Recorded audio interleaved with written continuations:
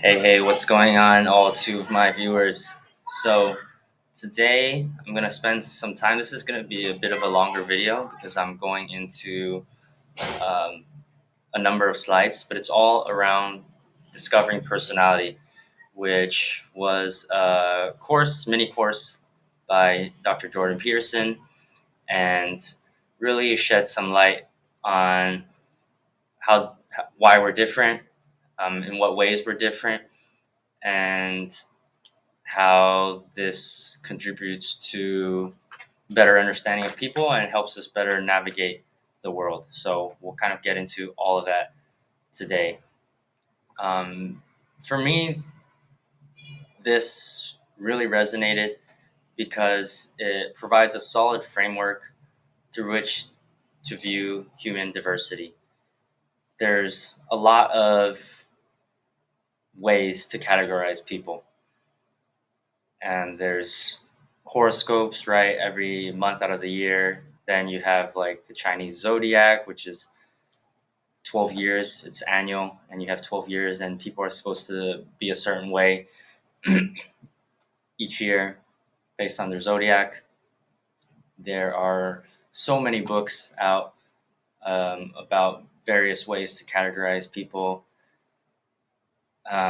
There's like the Enneagrams. There's, I mean, to me, there's just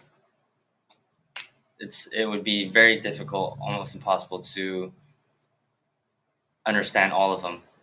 And for me, the validity of each one, I have suspicions on the validity of each one. Um, and just like most of Western literature comes out of the Bible, let's say, it's the source of a lot of literature. I would say that the Big Five model and Ocean specifically that I'll get into here is kind of like the fundamental underpinning of personality differences.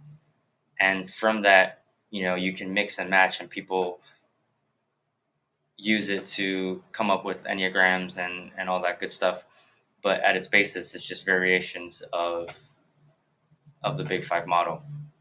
So that's what I believe. It's what feels right to me. I've never done any formal research on that, but it's why I'm including it in here, because it really does make sense to me. So, why did humans evolve different personalities? Why aren't we all just exactly the same? It would make cooperation certainly much easier, I believe. And the reason for that is because life is chaotic, the world is unpredictable, and because of that, there's no single right way that's the right approach all the time to solve all of our challenges. Um, diverse perceptions or opinions exist so that when we cooperate and when we have these diverse opinions, we're best equipped to deal with our ever changing environment, right? So there's no right, like, and that's part of why we have, political differences, different outlooks in politics, um, which is actually quite strongly contributed to by personality. So certain personality traits actually really affect what kind of politics you believe in, because it's really just a way of politics is just how we interact with each other and how we work together as a group, and how much to help those in need, and all those questions, which a lot of it is based on your personality. And so there's no right answer for every single situation all the time, and that's why we have differences in personality, so that when a situation comes up, we all have our different points of view, and hopefully, if we're able to cooperate, we can figure out the best solution for that particular challenge. So, what our personalities do is, again, there's so much going on in the world. Our cognitive ability, our perception, our attention, we can't possibly pay attention to everything all the time. There's just too much going on, there's too much stimuli. And so what our personality does in part is it directs our limited cognitive resources to specific stimuli that we encounter in our lives. And so personality motivates and influences our perceptions, our motivations, emotions, actions, such that people of different personalities actually experience the world in a different way. It's the classic quote by Anais Nin. I don't know if I said that name right. We don't see things as they are, we see them as we are. So I could be looking at the screen the same as another person next to me, but if we have different personalities, we'll actually notice different things, even though we're staring at the exact same physical object. And so we, in a sense, experience the world differently and completely subjectively. And again, this is beneficial for us if we're able to work together to figure out a particular challenge in which there's not always just one right answer. All right. It's also important to note that personality differences are genetically underpinned, so a lot of it is biological in nature, and it thus cannot be easily changed and is fairly stable over time. It's also one of the biggest contributors to diversity among people. But it's important to note that although our personality is largely determined biologically, it does affect, how we perceive things and how easily we can learn certain things. It's a parameter, and we can still develop competencies and expand, you know, the limits of what we're able to do and how we're able to perceive. For example, I'm kind of naturally a more orderly guy. I like to put things in their place in order. I like to be organized. Um, and while that may be easier for me than someone who's a little bit more open and chaotic, um, it doesn't mean that I can't learn to appreciate a little bit more spontaneity or impulsivity in my life, which is sometimes that I sometimes struggle with, right? And so, why is this important? Again, said it in a different way. As humans, are social beings, and our power lies in our collective ability to work together. Being able to grapple with these personality variations can help us to interact more harmoniously with others. And it can also allow us to increase our tolerance for people of different personalities rather than see them as the other side, as evil, as wrong, as whatever. See it as they're actually seeing the world in a very different way than I am. And they're not wrong. In fact, they're right in many situations. And sometimes, like the way that I see the world is not going to work for every challenge that we'll encounter. So working together helps us find kind of a medium path that is ideal for the challenge at hand. And knowing our own personality and the personalities of others helps us to identify our place in the world. For example, through work or mate selection, it can sometimes be difficult to have friends or be in a relationship with someone who's too drastically different in certain personality characteristics. For example, if I'm someone who's incredibly industrious, incredibly hardworking, and I love to work 20 hours a day, it might be difficult for me to be with someone who, you know, caps out at 2 hours of work a day, for example, or someone who is incredibly open, might find it difficult to be with someone who's incredibly not. And so just understanding these differences, there's obviously no right answer for everyone, but just being aware of how we're different, um, and what our parameters are, what we're willing to accept, what we're able to work with, gives us a better understanding of the kind of friends and relationships we can have, and also the kind of work that we can do, because a lot of times work is heavily influenced um, by personality. So going into the Big Five model based on the acronym OCEAN. So we've got openness, conscientiousness, extroversion, agreeableness, and neuroticism. And I'll go into a little bit more detail of what each of those are in the following slides. These 5 were empirically developed. So um, people were given a bunch of tests, a bunch of questionnaires, phrases, adjectives, used to help them try to identify their personality. And so it was a very word-based approach. And there was 2 main assumptions in this test and in this model.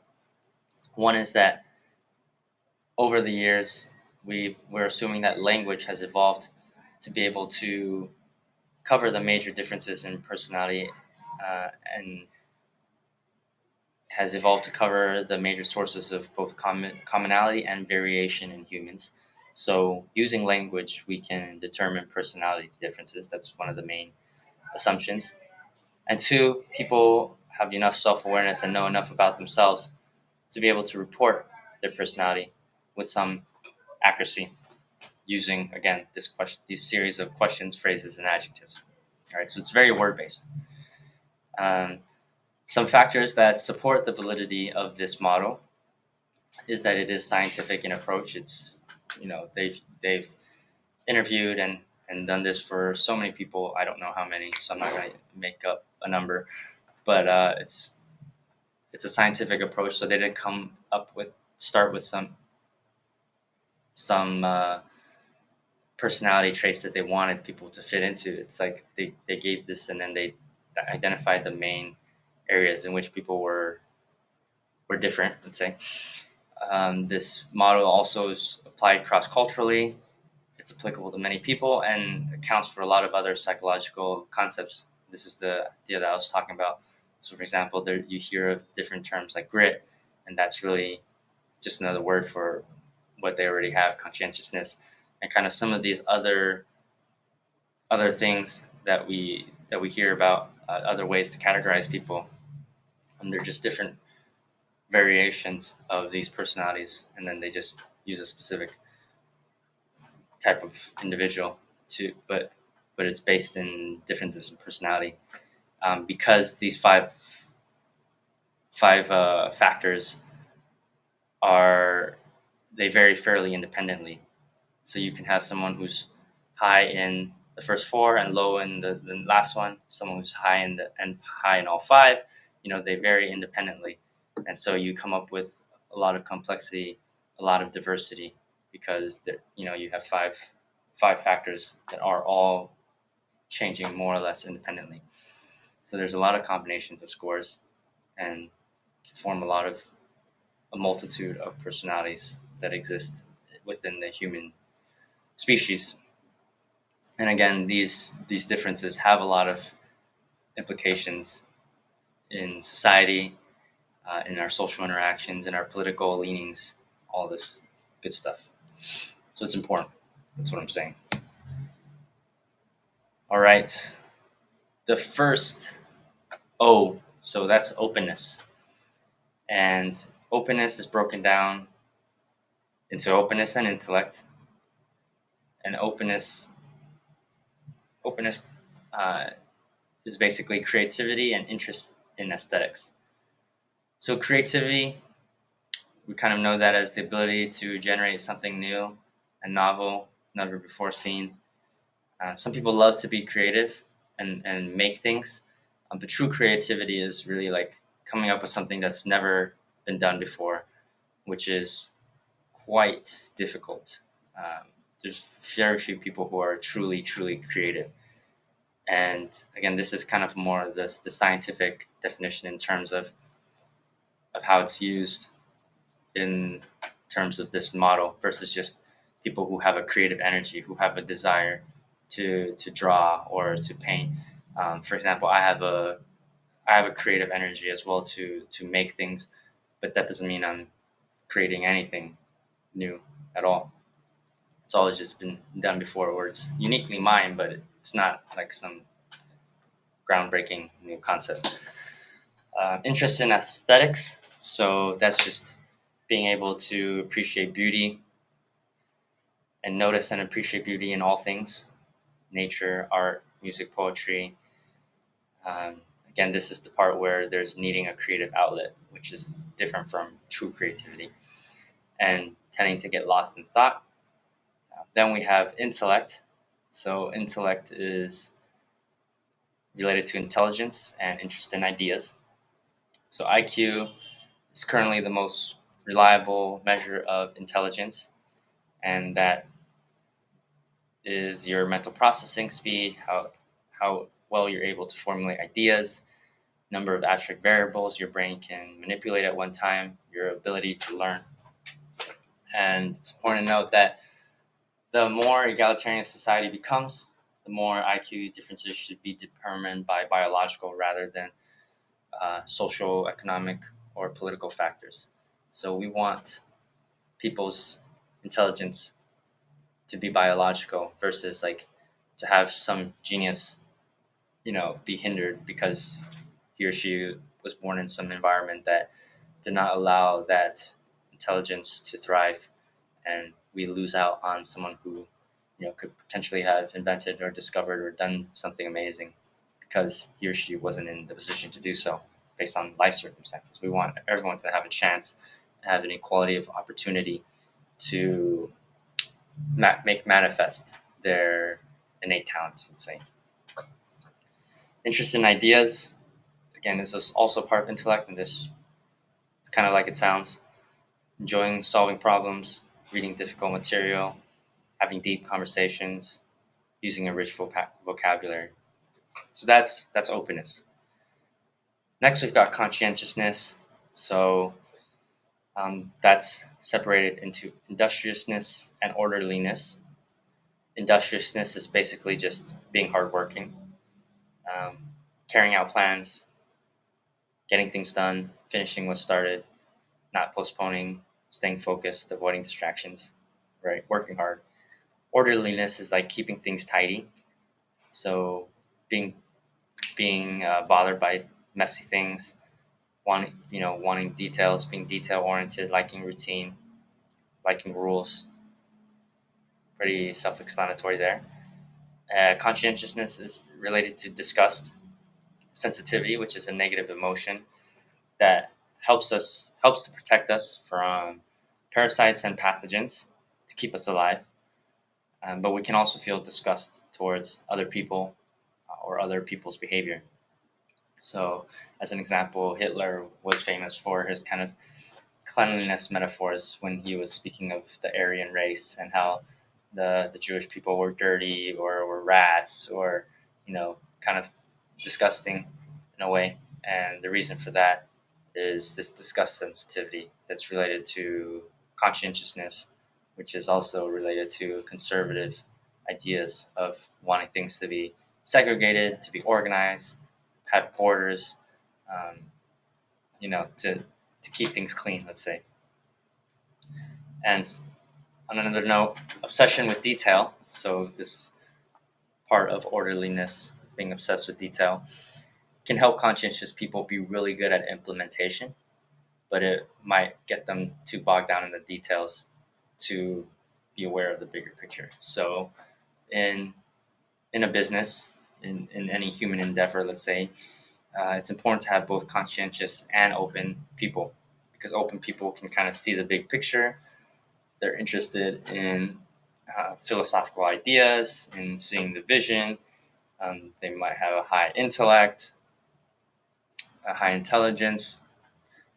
They could be creative, but you also need, so that's kind of like the visionary, and you need the conscientious person to be good at being the manager or the implementer to make sure things actually are getting done. Makes sense. Next, I've grouped extroversion and neuroticism because extroversion is the positive, quote unquote, emotion, and neuroticism is the quote unquote negative emotion. Doesn't mean good or bad. I'll get into later a bit what that means, but for now, extroversion linked to positive, neuroticism linked to negative. So extroversion is made of enthusiasm and assertiveness. So people who are extroverted, we kind of know they love talking, they love having fun, they're very sociable, they're spontaneous, they're impulsive, they care about now, right? Like they're very present and enjoying life and focused on pleasure in the moment.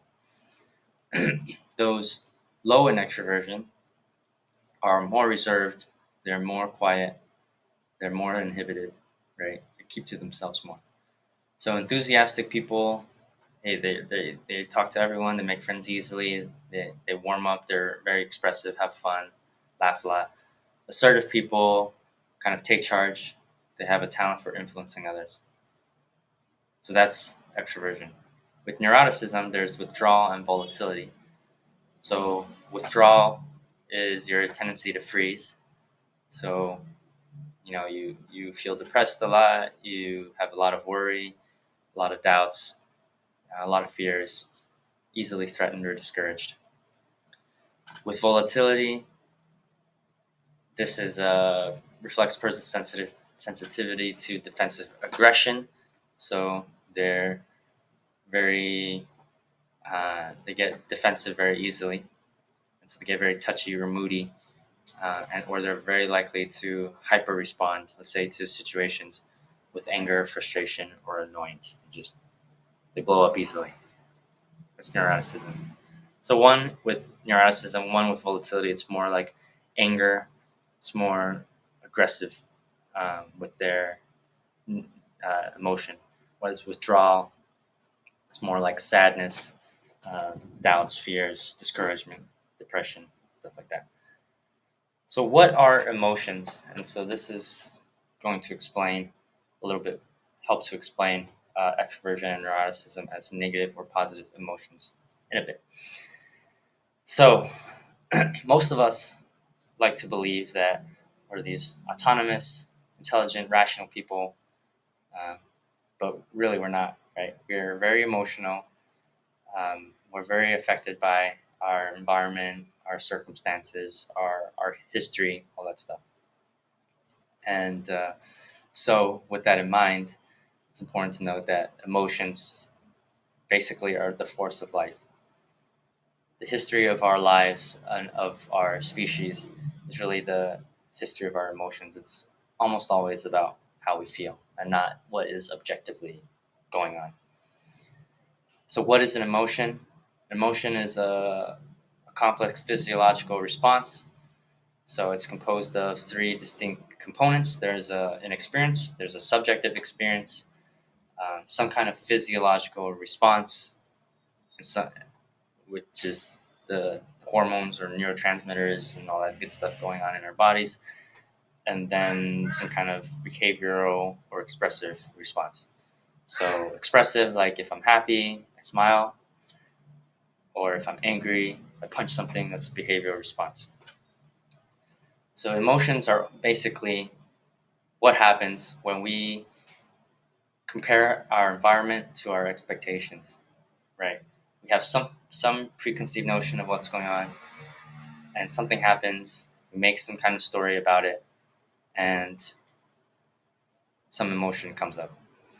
And so these are designed, we evolved to have these emotions because it gets us to do something, to get rid of conflict or achieve internal alignment. And we can either do that by changing our environment or changing our expectations. So if someone's punching me and it's making me angry, I can change that environment by stopping what they're doing. Or if it's something going on that's beyond my control, let's say like the economy, then I can change my expectations as well. And that can affect my emotions. So every emotion carries a message, right? It's giving us incentives to do something. And so the power of emotion stems from their ability to motivate us to take action, to deal with what's going on. Um, and with our ability to change our expectations, it's important to note that we have a choice in what emotion we feel based on our attitude, mindset, and focus, because it is a subjective experience. And most of us have well-oiled machines, as Tony Robbins likes to say, of certain patterns, certain emotional patterns that our body is primed to undergo. So Someone who's angry will find a reason to be angry. Someone who's grateful will find a reason to be grateful. Someone who's happy will find a reason to be happy. Someone who's jealous will find a reason to be jealous. We have kind of dominant emotional patterns that we run. And so whatever happens in the external world is just stimuli. It doesn't really matter because we'll find a reason to find our pattern, to run our programming, essentially. And it's only by bringing awareness to it that we're able to change our focus, change our story, rewire our programming, and give new meaning to the experiences that we have. And what's special about humans is this ability, right? We are unique in our ability to control and redirect our impulses, our desires, our emotions. So a jaguar mama who feels her babies are in danger will lash out, will be defensive, will come across as angry if you're in her territory. But she is acting out her programming and her fear, her conditioned fear response to something that she perceives as dangerous or as a predator, and she doesn't necessarily have a choice in reassessing whether that reaction makes sense. Whereas humans, we do, thanks to our, I believe, prefrontal cortex in our large brains. But sometimes it can be difficult, of course. And so ultimately, we must learn to treat our emotions like many of the primitive reactions in our body, like we would treat a dog, because that's kind of our reptilian brain, our reactive emotional aspect, and we have the ability to kind of put the reins on that. So present or future, this goes back to the extroversion and neuroticism. So again, extroversion linked to positive, neuroticism linked to negative. And it's not about good or bad. It's that extroversion or positive emotion is linked to the present, and negative is linked to the future. All right, that's all it is. It's not good or bad. So our minds basically is like a map, right? It's trying to keep us alive. Um, it's also trying to keep us directed towards different goals and aims that we have for ourselves, and try to get us on that path there. Part of what emotions do, especially the positive and negative emotional circuitry, is measure how valid our map is and orient us relative to our goals by either moving us toward or away from them. So our positive emotion system tells us how much to value the present. Our negative emotion system tells us how much to value the future. So again, with extroversion and positive emotion, people who are very extroverted are very, very focused on the present, right? They're not really thinking about the future. They want to enjoy life now. They want to have fun. They want to laugh. They want to, do everything now. And people who are negative emotion based are very concerned about the future, right? They have a lot of need for future security. They're worried about things. They're constantly watching out for everything, because they have more of a focus on the future. And again, there's no right or wrong way. It's about finding a balance that works for each individual, because being too high in negative emotion, just worrying about the future constantly until you die is probably not an optimal solution either. And so delayed discounting experiments shows how a person uh, can change value in relation to time. I don't know if I said that perfectly. Basically, for any individual, you can chart a curve, really. So if you were to offer me a, a dollar now or $2 in a week, I would pick one, right? Let's say, and then, or a dollar now and $3 in a week, a dollar now and $4 in a week, or uh, a dollar now and $10 in a month, right? All these different variations of time and quantity and proportion. If you were to ask me all of these questions hypothetically, then you will be able to come up with a graph of how much I value money now versus how much I value a different amount in X amount of time. And so you can see each individual, their their basically mix of present or future emotions. So the optimal state in life is not necessarily to just optimize positive emotion, because then that would just make us all extroverted and not care about anything in the future and just be in the present, just focus on the present all the time, which wouldn't always work, uh, because there's a future Willis that exists as well. Um, it's the optimal state is to maintain an emotional balance and equilibrium that's appropriate to what our current circumstances are. And so we don't want to have too much fun now at the expense of future self, right? Because a lot of times fun now equals pain in the future, or suffering in the future, especially if you're using drugs or if you're just not working. Then it's the classic story of the ant and the grasshopper, where ants are busy working all summer while the grasshopper's just chilling and playing music, and then come winter time, the grasshopper's freezing to death while the ants have food. And generally, we crave freedom from suffering more than we do happiness. So it's not about being happy; it's about how do we reduce suffering, not just now, but ideally for our entire lives. We also will calibrate our emotions based on those around us. So again, this is another reason why our network is so important, because we're heavily influenced by those around us.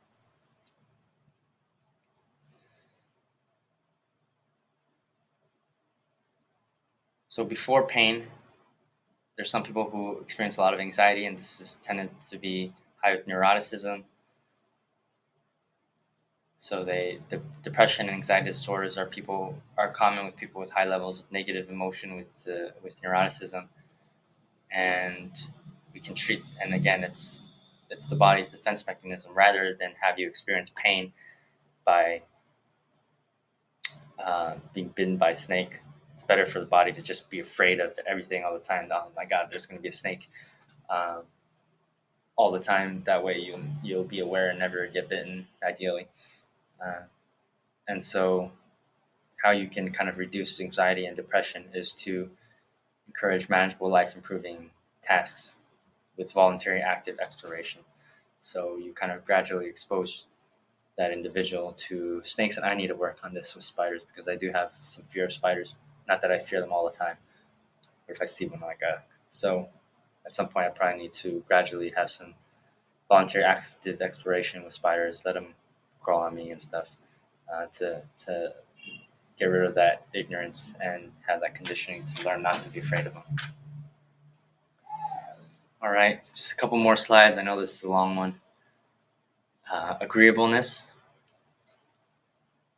So agreeableness is the social aspect of personality, and it solves the problem how much to weigh our own interests with the interests of others. So an agreeable person will value others' interests more than their own. A disagreeable person will value their own interests over others. Agreeableness composed of compassion and politeness. Compassionate people are interested in others' problems and lives. They care about other people. They have a lot of empathy. They take time for others. Polite people really respect authority. They don't want to be pushy. They don't want to take advantage or insult others. So these make up agreeableness. There's advantages and disadvantages to being both agreeable and disagreeable. And so agreeable, you then tend to be able to get along with people and you can build relationships, but at the same time, you can maybe be a pushover or people pleaser, and care too much about other people's well-being over your own, which can lead to resentment or passive aggressiveness. Disagreeable people can often receive higher salaries because they're able to negotiate more. They're more okay with conflict. They're more unlikely to be used by others, and they're less likely to become resentful because they're able to assert their boundaries very well, but they may find it difficult to cooperate as effectively with others. So it's something to work on. Lastly, we've got sex differences in personality. So based on the research, men and women are mostly alike, except women tend to be more agreeable and more neurotic. And so while the average scores are fairly close, um, differences at the tail end of the distributions can have a lot of societal ramifications. So, for example, men and women, let's say, if they're mostly the same in terms of agreeableness, if just the graph is skewed by a little bit on the very far end of the graph, almost all of the most disagreeable people are men, and a lot of times that means you end up in prison. So um, that's why a lot of men are in prison, uh, because that's kind of a fringe aspect of society, as well as other things. Like on the other side, some of the most wealthiest people are all men as well. Um, and another reason for this is also the greater male variability hypothesis. So even if the average, such as IQ, is exactly the same, um, women have kind of a higher curve, men have a lower curve, which means that there's more variation in men. So even if the average between men and women in terms of intelligence is the same, the dumbest people in the world are all men, let's say, but the smartest people are also all men, and so that's why you see greater variability in men, and that's why you see in society the most successful people are generally men, but the least successful people, however you define that, like homelessness, prison, population, suicide, whatever, murder, uh, all that stuff is also mostly men, because men have evolved to be the disposable sex. This is the theory, anyways. And what seems to make sense to me is that you only need one guy to impregnate up like thousands of women, hypothetically speaking. Whereas women have a cap on their reproductive capabilities, and so women, in terms of reproduction, are more valuable. Like more men can die, basically, and the human species can still continue.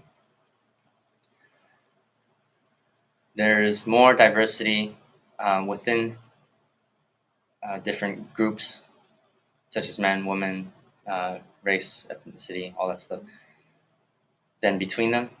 Again, most groups are fairly similar and have similar averages. There's more variability between groups. So diversity is found in individual differences and not in group identity. So trying to equalize for race or gender or anything else is not very helpful, because there's more variation within a group than between them. One of the largest differences, documented differences, not in personality but in interest, is that men are more interested in things and women are more interested in people. And the fact that this shows particularly true in egalitarian countries shows that it is largely biological. I guess the reason for why is unsure. I mean, it probably has to do with evolution, and women kind of, you know, were the ones who kept the society together, but the people together. Men were out there trying to achieve certainty through action, so they were interested in things. Women achieve certainty through their relationships, and that's how we all found a way to live. And because men and women don't differ much in IQ or conscientiousness, which are the two biggest predictors of long-term success, this interest in people versus things, that mediates differences in occupational choice between men and women in an egalitarian society, and subsequent income. So generally, I would say that jobs that are focused on things tend to make more, like engineering, mechanics, um, because especially with technology now, they're more scalable. Whereas working with people, there's generally a cap on that. Although again, some of these statistics might be changing. So it's a ever evolving field of study. Anyways, that was long. I hope you got some value out of it. I hope I got some value out of explaining it as well, continuing to refine my understanding of these topics. So, have a great day or night wherever you may be.